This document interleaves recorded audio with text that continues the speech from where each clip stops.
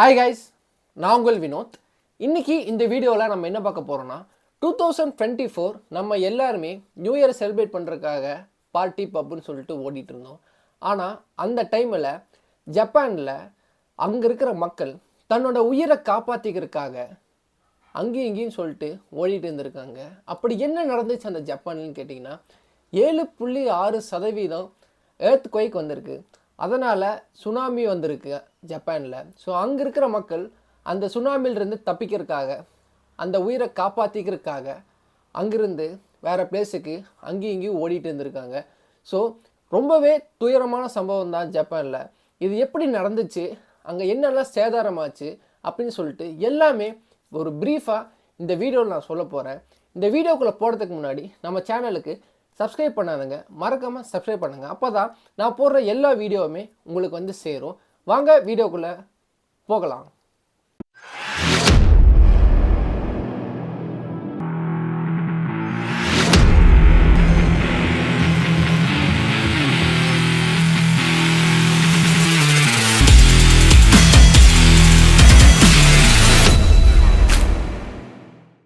Japan இந்த country பற்றி சொல்லணும்னா ரொம்பவே அட்வான்ஸான மோஸ்ட் டெவலப்டு கண்ட்ரி.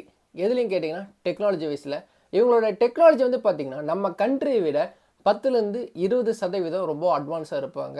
இவங்களோட கிரியேட்டிவ் லெவல் வந்து பார்த்திங்கன்னா நெக்ஸ்ட் லெவலில் இருக்கும். எக்ஸாம்பிள் யங்ஸ்டர்ஸ்க்கெல்லாம் தெரியும்படி சொல்கிறேன். எல்லாருமே ஒரு வெப் சீரிஸ் பார்த்துருப்பீங்க, anime web series, Naruto, one punch man, அதுக்கப்புறம் டெத் நோட். ஸோ இந்த மாதிரி வெப் சீரிஸ் எல்லாமே ஜாப்பனீஸ்னால கிரியேட் பண்ண வெப் சீரியஸு. ஸோ இது எல்லாமே அவங்களோட வெப் சீரியஸு. ஸோ அந்தளவுக்கு ஒரு க்ரியேட்டிவிட்டி அந்த எல்லா வெப் சீரிஸ்லையுமே நீங்கள் பார்க்க முடியும். ஸோ ஜப்பானுங்கிறது ரொம்பவே most developed country and creative technology வைஸில் அட்வான்ஸ் இருக்கிற ஒரு கண்ட்ரின்னு கூட சொல்லலாம். இப்படி அட்வான்ஸாக இருக்கிற கண்ட்ரி ஏன் ஒரு எர்த்குவைக்கு வர்றது முன்னே இவங்க வந்துட்டு ப்ரிகாஷனாக இருக்க மாட்டாங்களா அப்படின்னு சொல்லிட்டு நீங்கள் கேட்கலாம்.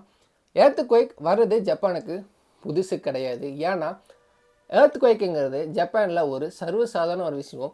ஒரு 50-60 தடவை எர்த்குவைக் வந்திருக்காங்க. ஆனால் அதோட அளவு எல்லாமே 3% 4% அந்த ரேஞ்சு தான் வந்து பார்த்திங்கன்னா எர்த்குவைக் வந்திருக்கு.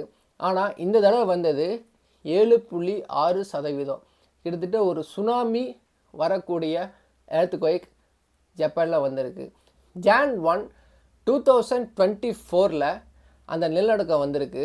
அப்போது அங்கே இருக்கிற ஜப்பான் பிரசிடென்ட் ஒரு அனௌன்ஸ்மெண்ட் கொடுக்குறார். 5 hours முன்னாடி அந்த எர்த்குவைக்கிலிருந்து அந்த சுனாமி வரும்போது 5 hours முன்னாடி அனௌன்ஸ்மெண்ட் அந்த மக்களுக்கு கொடுக்குறாங்க. இந்த மாதிரி கடலோர பகுதி இருக்கிற மக்கள், அப்புறம் மெட்ரோ ஸ்டேஷனில் இருக்கிற எல்லா மக்களுமே அங்கேருந்து வெளியே வந்துடுங்க அப்படின்னு சொல்லிட்டு அனௌன்ஸ் பண்ண 5 hours 3% இருந்த அந்த எர்த்குவைக் 5 hours 7.6% இன்க்ரீஸ் ஆகிருக்கு. அது மூலமாக சுனாமி உள்ளே வந்திருக்கு. ஆனால் ஜப்பான் மக்களோட ப்ரிடிக்ஷன் என்னென்னா, கவர்மெண்ட் ப்ரிடிக்ஷன் என்னென்னா 7.6% எர்த்குவைக் வந்திருக்கு.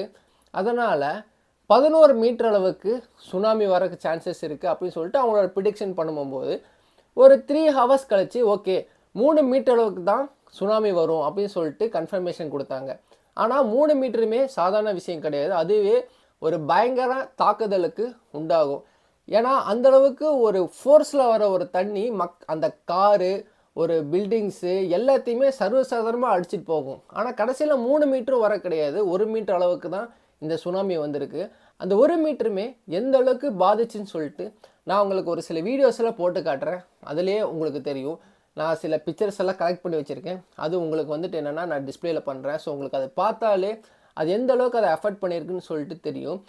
அந்த சுனாமி வர வந்து பார்த்திங்கன்னா நிறைய பேர் வீடியோ எடுத்திருக்காங்க. பில்டிங்ஸ்குள்ளே இருக்கும்போது வீடியோ எடுத்திருக்காங்க, காருக்குள்ளே.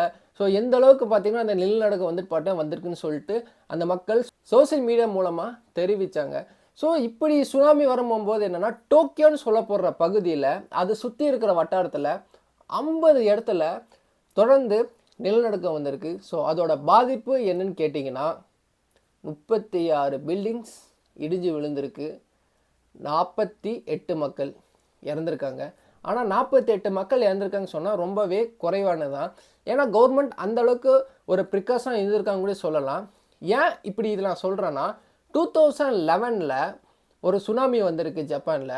அது கிட்டத்தட்ட 13 மீட்டர் அளவுக்கு அந்த சுனாமி வந்திருக்கு. அதனால சேதாரங்கள் ரொம்பவே ஜாஸ்தி.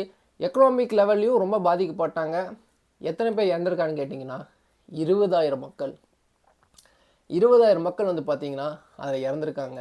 ஸோ அந்த தப்பு மறுபடியும் பண்ணக்கூடாதுன்னு தான் அவ்வளோ சேஃப்டி ப்ரிகாஷனாக வந்துட்டு பார்த்தீங்கன்னா இது வரைக்கும் கொண்டு வந்திருக்காங்க. அப்போ 2011ஓட கவுண்ட் 20,000, இப்போட கவுண்ட் எவ்வளோன்னு கேட்டிங்கன்னா வெறும் 48 பேர் தான். ஸோ அந்த அளவுக்கு டெவலப்மெண்ட்னு சொல்லலாம். இவங்களோட பில்டிங்ஸ் கன்ஸ்ட்ரக்ஷன் ஒர்க் எல்லாமே பார்த்தீங்கன்னா ஒரு எர்த் குவைக் வந்துச்சுன்னா எந்த அளவுக்கு தாங்க முடியுமோ அந்த அளவுக்கு அட்வான்ஸ்டாக கட்டியிருக்காங்க. அப்படி எப்பட்றா நீ 36,000 பில்டிங்ஸ் வந்து பார்த்தீங்கன்னா இடிஞ்சு விழுச்சுன்னு கேட்டிங்கன்னா அது எல்லாமே 4% எர்த் குவைக் வரும்போது தான் தாங்கும். அதுக்கு மேலே வந்துச்சுன்னா தாங்காது. ஸோ 4% எர்த் குவைக்கு மேலே வந்ததுனால தான் 36,000 பில்டிங்ஸ் விழுந்துச்சு. ஸோ இந்த கவர்மெண்ட் என்ன சொல்கிறாங்கன்னா இப்போ வரைக்கும் நாங்கள் பண்ணது பெஸ்ட்டாக தான் பண்ணியிருக்கோம். ஆனால் இந்த எர்த் குவைக் நாங்கள் ஃபர்ஸ்ட் டைம் நாங்கள் மீட் பண்ணுறோம். ஸோ நெக்ஸ்ட்டு தடவை இந்த அளவுக்கு வந்தால் கூட எங்களால் அதை தாக்கு பிடிக்க முடியும் அப்படின்னு சொல்லிட்டு ஸோ அந்த பிரசிடெண்ட் அனௌன்ஸ் பண்ணியிருக்காரு. அனௌன்ஸ் பண்ணக்கப்புறம் மக்கள் எல்லாமே ஓகே இதுக்கு மேலே நடக்காதுன்னு சொல்லிட்டு நம்புகிறாங்க. ஆனால் நடக்காதுன்னு நம்புகிறாங்கன்னா 7.6% எர்த் குவைக் வராதுன்னு சொல்லிட்டு நம்புகிறாங்க. ஆனால் எர்த் குவைக் இதுக்கு மேலேயும் வந்துக்கிட்டே தான் இருக்கும் ஜப்பான். ஆனால் அதோட அளவெல்லாம் எவ்வளோன்னு கேட்டிங்கன்னா ஒரு 3% அளவு 4% அளவு தான் எர்த் குவைக் வரும். ஜப்பான் பொறுத்த அளவுக்கு எர்த் குவைக்குங்கிறது ஒரு சாதாரண விஷயம். பட் இந்த தடவை வந்தது பார்த்திங்கன்னா ரொம்பவே பெருசு. சுனாமி வர அளவுக்கு வந்திருக்குன்னா ஒரு ஆச்சரியமான விஷயம். இந்த நியூஸ் சென்சேஷன் நியூஸாக போச்சு. உலகம் எங்குமே பேசப்படக்கூடிய ஒரு விஷயம். நியூ இயர் நீங்கள் நினச்சி பாருங்கள். நியூ இயர் வந்து பார்த்திங்கன்னா எல்லாருமே செம்மையாக கொண்டாடிட்டு இருந்தோம். பார்ட்டி இது நான் கொண்டாடல, பட் ஆனால் நிறைய பேர் கொண்டாடி இருப்பாங்க சரிங்களா, டிஜே பார்ட்டி அப்படி இப்படின்ட்டு. ஸோ அப்படி ஜாலியாக ஒரு பக்கம் கொண்டாடிட்டு இருக்கும்போது இந்த பக்கம் வந்து பார்த்திங்கன்னா எவ்வளோ கஷ்டத்தில் இருந்திருப்பாங்க. ஸோ அவங்களுக்கு நியூ இயர் எந்த அளவுக்கு ஒரு பேடான ஒரு வெல்கமாக இருந்திருக்கும். ஸோ அந்த மக்கள் அதையும் தாண்டி இப்போ வரைக்கும் சர்வே பண்ணிட்டுருக்காங்க. அஃப்கோர்ஸ் நிறைய பேர் வந்து பார்த்தீங்கன்னா படுகாயம் அடைஞ்சிருக்காங்க, ஹாஸ்பிட்டலில் ட்ரீட்மெண்ட் எடுத்துகிட்டு இருக்காங்க. சேதாரங்கள் ரொம்பவே கம்மி. ஸோ இதுக்கு மேலே ரொம்பவே ப்ரிகாஷனாக இருப்போம்னு சொல்லிட்டு அந்த கவர்மெண்ட் ரொம்பவே ஸ்ட்ராங்காகவும் சொல்லியிருக்காங்க. ஜப்பானில் நடந்த இந்த இன்சிடெண்ட்டை பற்றி நீங்கள் என்ன நினைக்கிறீங்கன்னு சொல்லிட்டு கீழே கமெண்ட் பண்ணுங்கள். வேறு ஏதாச்சும் வீடியோ போடணுன்னாலும் சொல்லுங்கள், கண்டிப்பாக நான் போடுறேன். இந்த வீடியோ உங்களுக்கு பிடிச்சிருந்துச்சின்னா நம்ம சேனலுக்கு மறக்காமல் லைக் பண்ணுங்கள், ஷேர் பண்ணுங்கள், மறக்காமல் சப்ஸ்கிரைப் பண்ணுங்கள். நீங்கள் பண்ணுற ஒவ்வொரு சப்ஸ்கிரைபும் தான் எனக்கு ஒரு மோட்டிவேட். நான் போடுற எல்லா வீடியோவுமே உங்களை வந்து சேரும். ஸோ மறக்காமல் சப்ஸ்கிரைப் பண்ணுங்கள். நெக்ஸ்ட் வீடியோவில் உங்களை வந்து பார்க்குறேன். அது வரைக்கும் உங்கள் நான் வினோத். பபாய்.